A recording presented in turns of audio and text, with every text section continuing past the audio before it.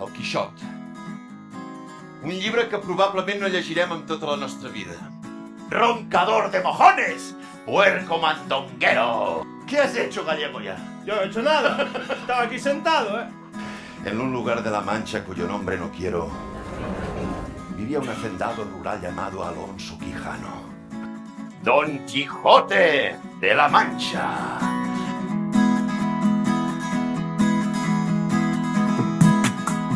Se sabe que más vale pájaro en mano que ciento volando. Mira qué largos tienen los brazos, Sancho. Joder, y las manos y los dedos, que te pegan unas hostias con la factura de la luz, que va muy cara. ¿Qué es un ideal? Es la misión de un verdadero caballero. Para que la razón de la sinrazón no tenga mayor razón, la razón de la sinrazón que a mi razón se hace, de tal manera mi razón enloquece lo honroso que es ser caballero andante. Com si caminessis cap a l'altar a casar-te amb la teva estimada.